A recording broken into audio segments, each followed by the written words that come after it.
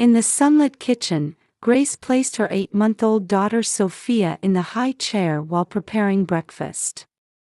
Her daughter's bright blue eyes sparkled as she flashed an innocent smile at her mother. Grace's heart warmed at the sight of her little one clutching the hem of her white apron and cooing. "Good morning, sweetheart. Looks like we're in for another beautiful day." Grace planted a gentle kiss on her daughter's soft cheek. Her blonde hair swayed, tickling the baby's nose. Sophia reached for her mother's hair, beginning to giggle with delight. How precious these moments were.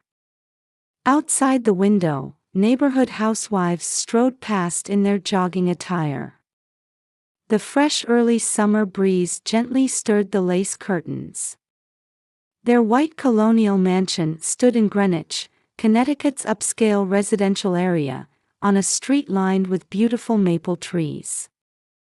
She and her husband Brian, who worked at the investment bank Goldman Sachs, had settled here 2 years ago after their wedding.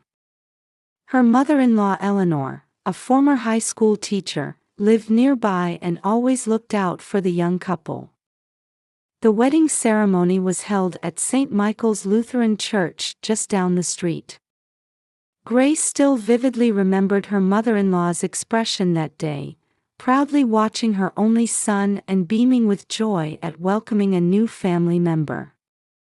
Her late father-in-law had been a renowned professor at Yale University. The vows they exchanged under his memorial portrait remained deeply etched in her heart. After graduating from New York University's School of Nursing, Grace had worked as a nurse in the pediatric ward at Presbyterian Hospital. However, she chose to become a full-time homemaker after Sophia's birth. While she often felt uncertain about the unfamiliar tasks of child-rearing, her mother-in-law had been there to gently support her. They enjoyed gardening together on weekends, and at the monthly block parties, Eleanor taught her the proper etiquette of neighborhood socializing. What had initially been an anxious mother-in-law relationship had grown into one of deep trust. But lately, her husband's behavior had been gradually changing. He started coming home later and later, and family conversations dwindled. He was constantly on his phone, seemingly exchanging frequent messages with someone. They used to enjoy picnics at the nearby park on holidays, but now he was hardly ever home, citing business engagements as the reason. He stopped showing up at weekend garden club gatherings. Last week, she was shocked when she saw the credit card statement. There were numerous unfamiliar high charges, expensive restaurant meals, late-night bar tabs, and most concerning of all, airline tickets to Las Vegas. When confronted, he dismissed it as necessary business entertainment and wouldn't discuss it further. Last night too, her husband hadn't come home until late and had left early this morning. The breakfast laid out on the open kitchen's island counter, toast, scrambled eggs, and fresh fruit, remained untouched. The phone rang. It was Eleanor. "Grace, about Brian, there's something we need to discuss." There was an unusual urgency in her mother-in-law's voice, different from her typical composed manner. "Can you come over tomorrow? Around 2 p.m., bring Sophia too." "Of course." "Is something wrong?" "I can't discuss it over the phone.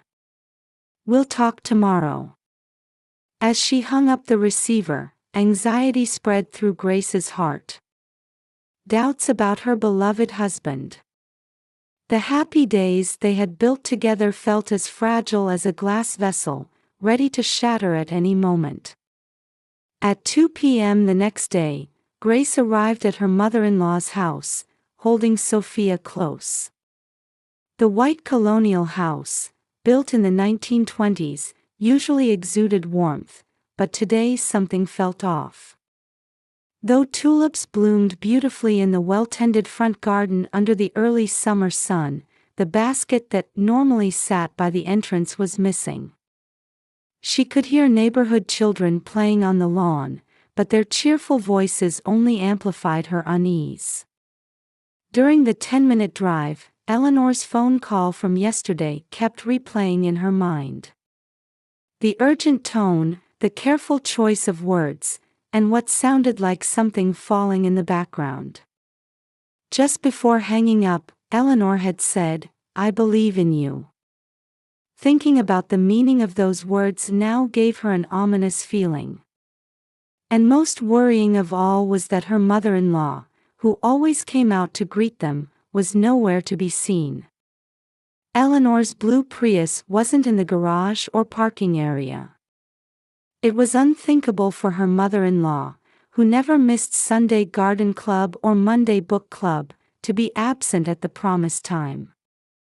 Feeling suspicious, she pressed the doorbell intercom and noticed the door was slightly ajar.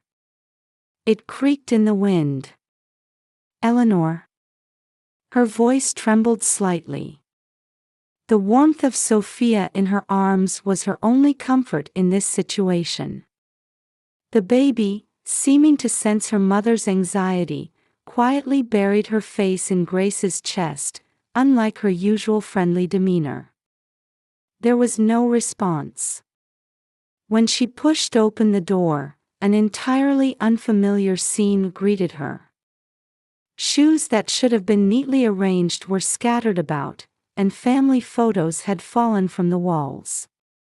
Wedding photos, Sophia's christening pictures, and last year's Christmas family portrait. The frame glass was broken, its shards scattered across the hallway. As she stepped inside, she felt something under her foot. It was Eleanor's cell phone. The screen was cracked and wouldn't turn on. "Eleanor." She called out louder this time. Sophia began to fuss anxiously.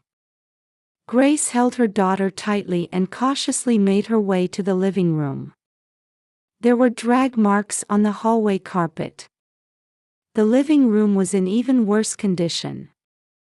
A vase on the coffee table had toppled, ivy leaves scattered across the water-soaked floor. Magazines lay open and tossed on the sofa, and several books had fallen from the bookshelf. An album titled Our Family History, that Eleanor treasured lay splayed open on the floor. The room looked as if someone had desperately searched for something. The rug in front of the fireplace was turned up at the edge, revealing the basement door beneath. That door, which should have been locked, was slightly open. A cold draft wafted up from below. Then she noticed a note on the table. In Eleanor's distinctive handwriting, it simply said, "Run away quickly." Parts of the ink were smeared, suggesting it had been written in haste. Grace's heart began to pound violently. What was happening? Why wasn't Eleanor here? And this warning-like message. She desperately tried to think through her confused mind whether to call 911 or flee immediately. Suddenly, she heard footsteps behind her. The creak of old floorboards broke the silence. Before she could turn around, she heard a familiar voice. "Hello, Grace." It was her husband, Brian. Instead of his usual navy suit, he wore an unfamiliar black jacket. And more importantly, his usual kind expression was gone. In his hand, he held something black and rod-like. A bat, perhaps. Or Brian. Why? Grace backed away, desperately clutching Sophia. There was a cold light in her husband's eyes that she had never seen before. Those eyes, once full of love, now held a terrifying emptiness. "I thought Mother might have said something." But don't worry. She won't interfere anymore." His tone carried something like an irreversible determination. Where is Eleanor?" Instead of answering, Brian took a step forward. Before she could comprehend the meaning of his words, Grace's vision began to darken. The last thing she heard was her beloved daughter's cry. That sound seemed to fade away as if in slow motion. As consciousness slipped away, she desperately continued to hold Sophia. If nothing else, she had to protect her precious child. That was her last thought before complete darkness fell. In the darkness of the basement, Eleanor desperately tried to move. Her wrists and ankles were bound, and duct tape covered her mouth. Through the old heating pipes running across the ceiling from the 1920s, a faint light filtered in. In the dusty air, only the clock hands moved mercilessly forward. The damp air stung her skin, and somewhere water dripped steadily. This basement, once used as her husband's study, had become a storage room. Old furniture and cardboard boxes were piled haphazardly, and unused Christmas decorations sat against the wall. The scene made the current situation feel even more surreal. When her son had suddenly visited several hours ago, she never imagined things would turn out like this. Over breakfast, she had tried to tell him the truth. The existence of massive gambling debts, the affair, and the murder plot for insurance money. Last night, she had accidentally found Brian's laptop left open and discovered the horrifying details of the plan. She had intended to report everything to the police. But her son's transformation had come sooner than expected. "Mother, you should have just kept quiet." With those words, her beloved son's hand was raised. The next moment, her consciousness faded, and when she came to, she was already imprisoned in this basement. Eleanor's cell phone was hidden in her clothes. She had slipped it into her pocket during breakfast, and now it was her last hope. The rope binding her wrists was slightly loose due to her son's carelessness. Using the protrusion of the old pipes, she should be able to gradually loosen it. Sounds began to come from upstairs. Had Grace arrived? Had she found the warning note? Anxiety and urgency welled up. She had to hurry. She had to protect her. She had to save her beloved granddaughter from this madness. After a 20-minute struggle, her right hand finally came free. Deep rope burns on her wrist were bleeding, but there was no time to feel the pain. She immediately took out her cell phone and dialed 911 with trembling fingers. There was no hesitation. Between maternal love for her son and the duty to protect her granddaughter, there was no choice to make. 911, what's your emergency? 377 Maple Street, Greenwich. Attempted murder and imprisonment. Hurry, my son is trying to, his family. Eleanor explained the situation as calmly as possible. Her son's violence, the danger to Grace and her granddaughter, her own imprisonment.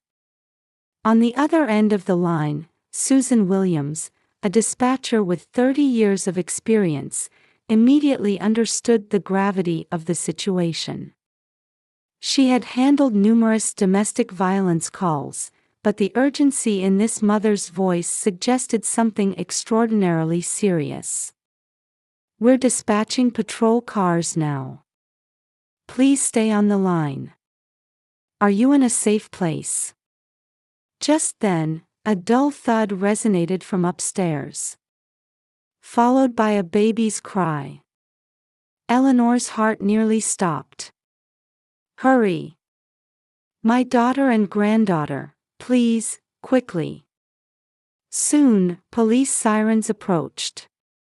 Eleanor listened intently, praying. The officers burst into the house. In the chaos, Brian attempted to escape through the backyard but was apprehended by waiting officers. Eleanor was finally freed.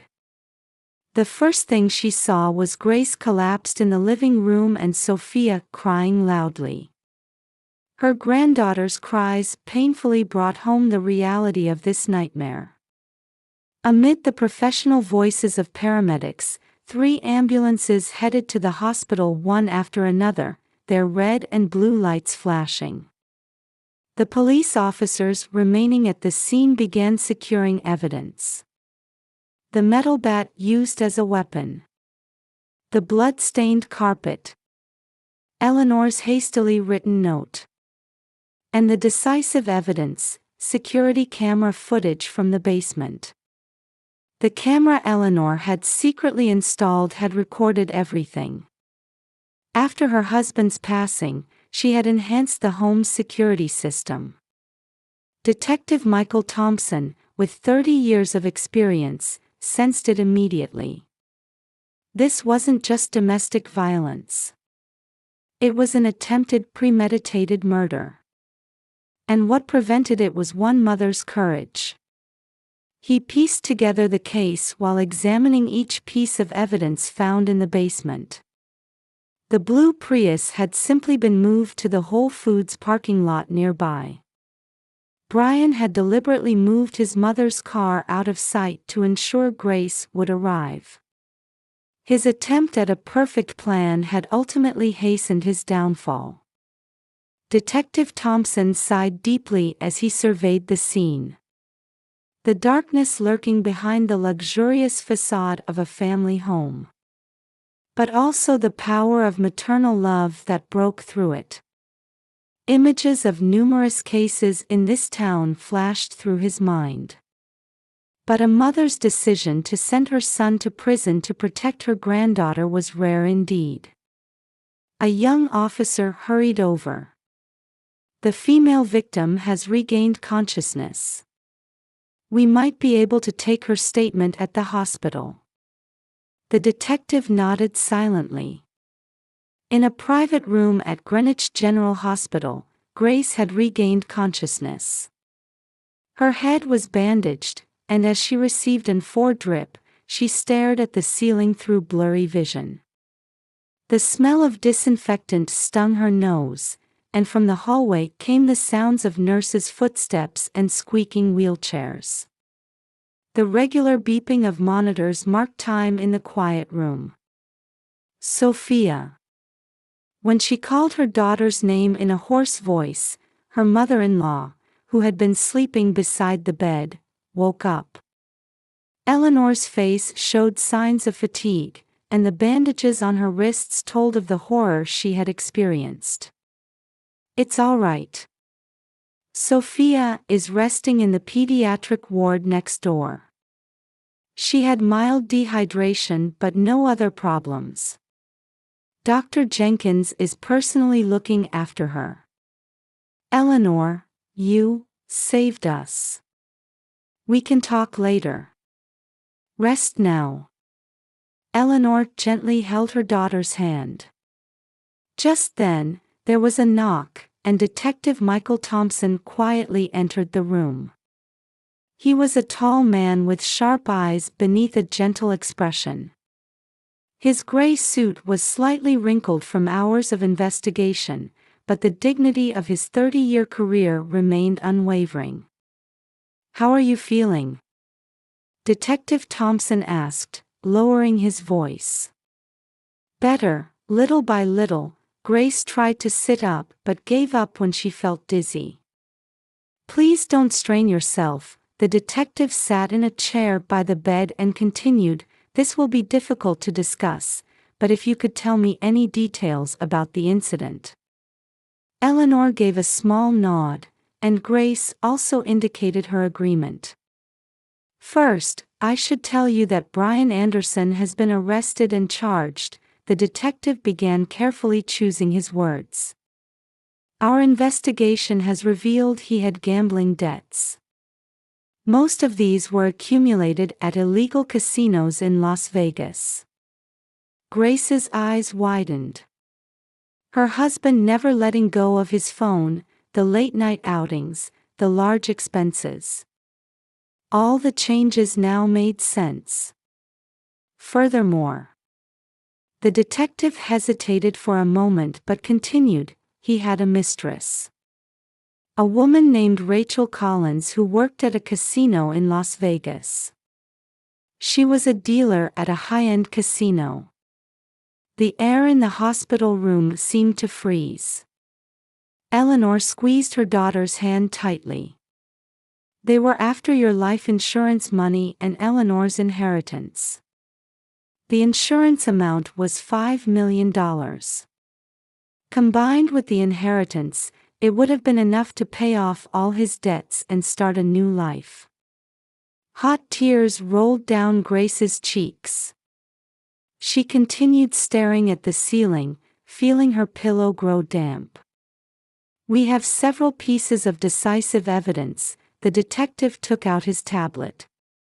First, the security camera footage Eleanor had installed. Then, the conversations she recorded. The footage showed Brian and his mistress Rachel discussing their murder plot. A plan to make it look like a perfect accident and collect the insurance money. And even the elimination of his troublesome mother.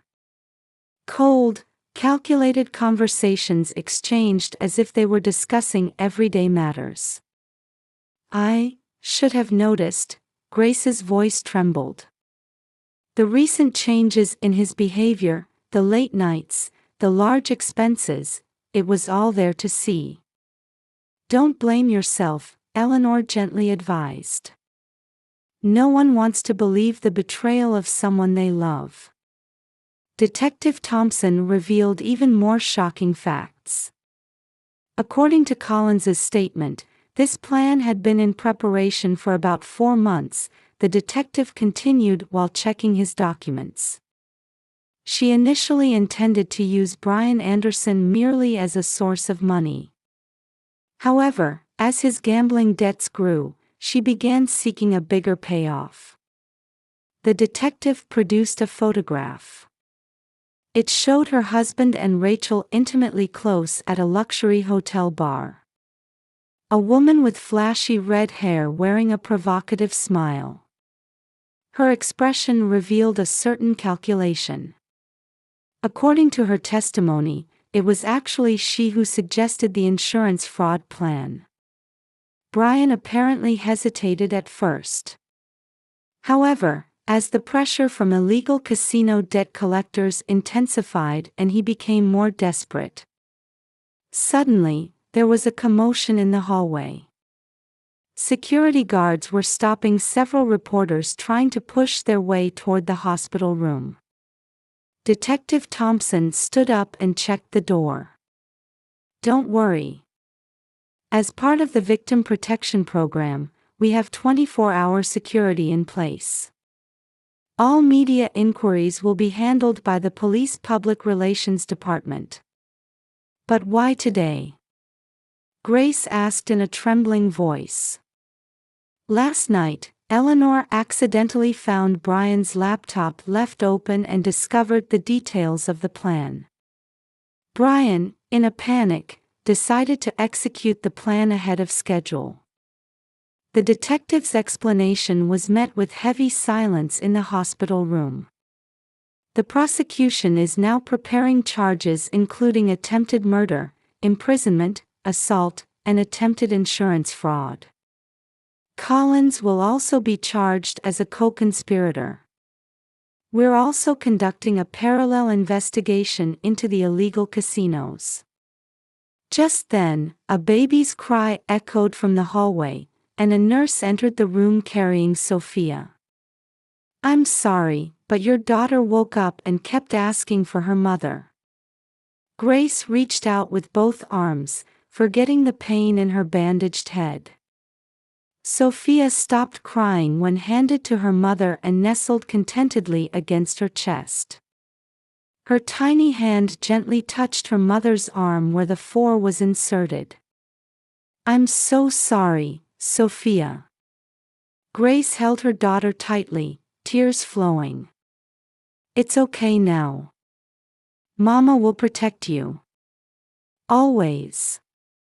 Eleanor stood up quietly as she watched mother and daughter. She walked to the window and looked down at the hospital garden bathed in early summer twilight. Young maple leaves swayed in the wind, which seemed to herald the arrival of a new season as it whispered through the trees. "We still have a lot to do," Eleanor said without turning around. "But one thing is certain. You and Sophia are safe now." Detective Thompson quietly left the room. In the hallway, he gave brief instructions to a young detective. "Maintain strict protection of the victims.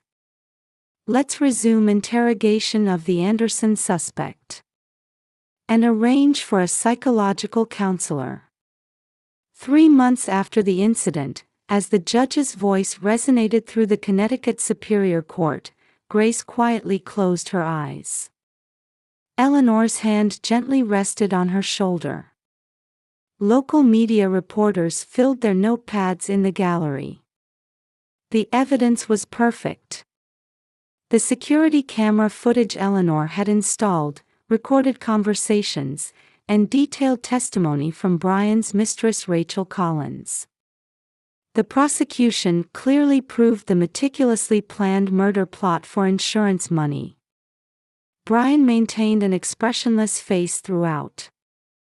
Only once, when a photo of his infant daughter Sophia was presented as evidence, did his expression briefly contort. Co-conspirator Rachel Collins received a 7-year prison sentence through a plea bargain. Though she tearfully expressed remorse during the trial, her expression never completely lost its calculating nature. A week after the sentencing, Grace and Eleanor moved to a new house. A single-family home in a leafy suburb, slightly removed from Greenwich's quiet residential area.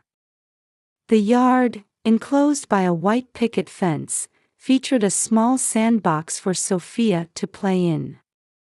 "No one will find us here," Eleanor said as she opened a moving box. The decision to move had been quick. They both understood they could never return to their former home. Grace stood by the window, watching Sophia playing in the yard. Her daughter, now 1 year old, was growing steadily. Her occasional smiles were gradually healing the nightmares of that day. "I received a job offer from Presbyterian Hospital," Grace quietly announced. Returning to work as a nurse marked the beginning of a new life. "That's wonderful," Eleanor showed a genuine smile. "I'm thinking of going back to teaching too. Not at Greenwich, but there's an opportunity for part-time work at a nearby high school." The 2 women nodded at each other's resolve. Counseling continued. Overcoming trauma wasn't easy. Particularly the anxiety when waking in the middle of the night wouldn't easily disappear. However, psychologist Dr. Sarah Watson patiently supported their recovery. "Sometimes we face the greatest betrayal from those we love most," Dr. Watson often said. "But that experience can also create new bonds." They also met many friends in the church support group.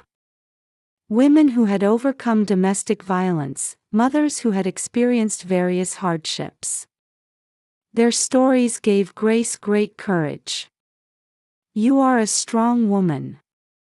The words of Reverend Janet Wilson, who led the group, resonated in her heart. Meanwhile, Brian had begun serving his prison sentence. All requests for visits were rejected. Even Eleanor avoided visiting her son.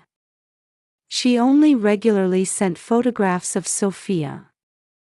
Someday, She'll want to know about her father, Eleanor said.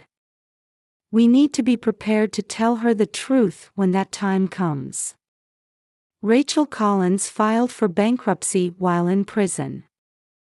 Her casino dealer's license was permanently revoked, and she spent her days in prison burdened with enormous debt. Her words during media interviews rang hollow. Life in the new house was gradually finding its rhythm. Eleanor started a small vegetable garden and tended to it with Sophia on weekends.